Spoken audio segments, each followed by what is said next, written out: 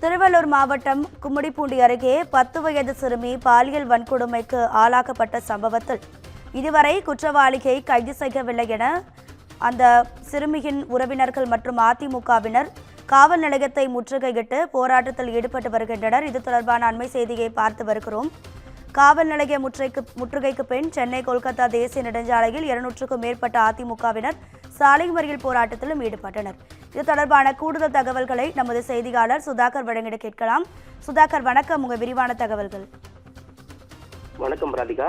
கும்மிடிப்பூண்டி அருகே தமிழ்நாடு ஆந்திரா எல்லையான ஆரம்பாக்கத்தில் உள்ள தனியார் பள்ளியில் ஆந்திராவை சேர்ந்த 10 வயது சிறுமி 4ஆம் வகுப்பு படித்து வருகிறார். இவர் ஆரம்பாக்கத்தில் உள்ள தனது பாட்டி வீட்டில் தங்கி படித்து வருகிறார்.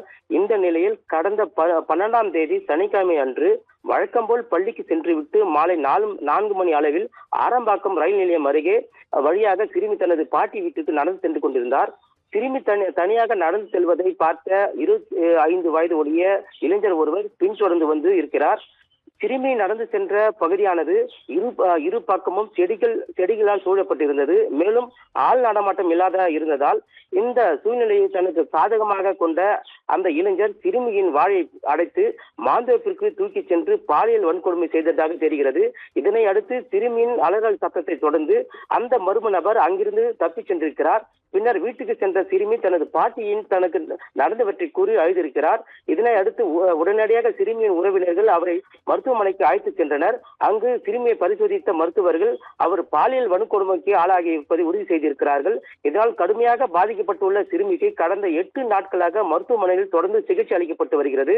இதனிடையே பட்டப்பகலில் தனியாக நடந்து சென்ற சிறுமியை திடீரென அந்த கணவன் கண்ணி இமைக்கும் நேரத்தில் சிறுமியின் வாயை பொத்தி அருகில் உள்ள மறைவான பகுதிக்கு தூக்கி சென்றக்கூடிய காட்சிகள் வெளியாகி அதிர்ச்சியை ஏற்படுத்தியிருக்கிறது.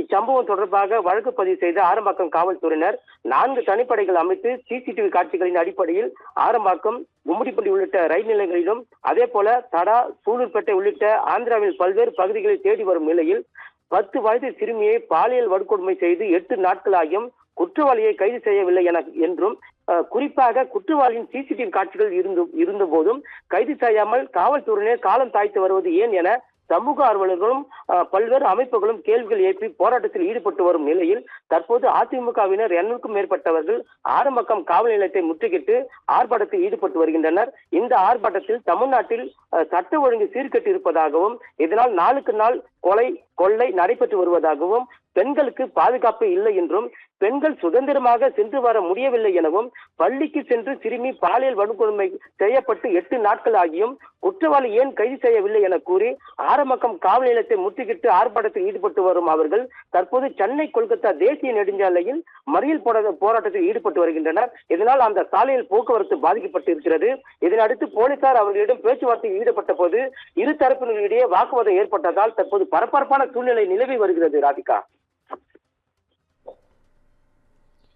உங்க தகவல்களுக்கு நன்றி சுதாகர்.